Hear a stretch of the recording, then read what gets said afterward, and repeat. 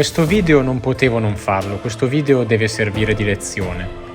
Sì, perché con il mio canale cerco di far conoscere questo fantastico sport a più persone possibili ed è giusto far vedere che ci sono in questo mondo, come nella vita, cose buone e cose cattive. Corriamo tutti per fare il meglio possibile, vincere è l'obiettivo massimo, ma ritengo che ci sono dei limiti che non possono essere superati, non si può cercare la vittoria a tutti i costi senza scrupoli. Ad un certo punto, se non si può vincere, è giusto saperlo accettare, imparare dalle sconfitte e riprovarci più forti la volta successiva. Siamo all'ultima tappa di ENS svoltasi nel weekend appena trascorso. Finale B, i primi 2 piloti accederanno alla finale A. Siamo a 30 secondi dal termine. Luca Romagnoli, il pilota con la macchina bianca, è in posizione 2, seguito dalla macchina arancio che sta rimontando.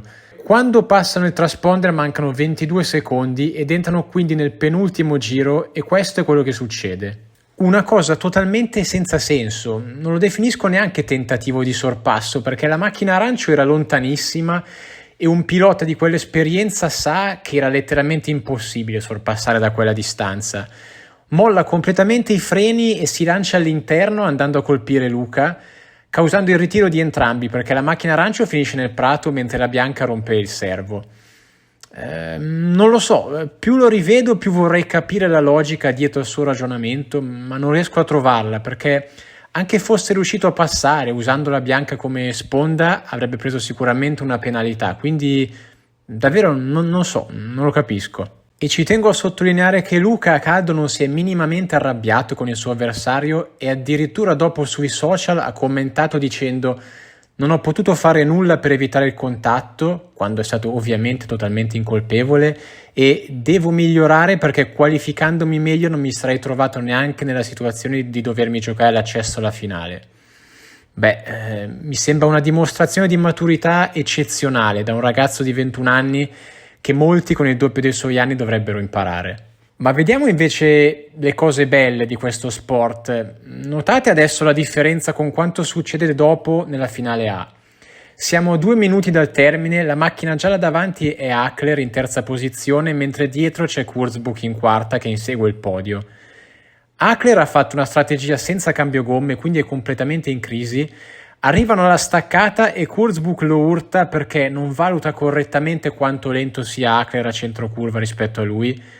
Ma giustamente notate, non è che accelera e poi si ferma, no, immediatamente senza la minima esitazione molla il gas e lo lascia sfilare per ridargli la posizione. E poi guardate al giro successivo, Hackler sbaglia, sale sul cordolo e si scompone, Kurzbuch vede lo spazio che stavolta ci sarebbe, accelera ma capisce che Hackler sta tornando in traiettoria, probabilmente finirebbero in contatto side by side, quindi frena immediatamente per scongiurare il contatto.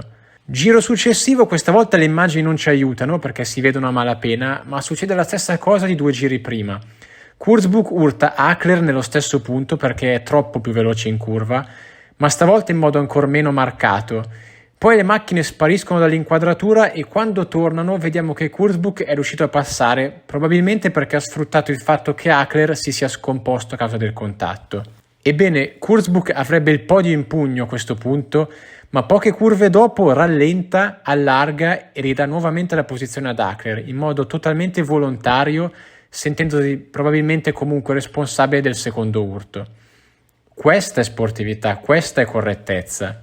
Per dovere di cronaca c'è da dire che a Kurzbuch interessava vincere il campionato e finire terzo o quarto gli era indifferente, per quanto un podio sia comunque sempre un podio, mentre nel caso di Luca il suo avversario o faceva secondo sorpassandolo o restava escluso dalla finale A.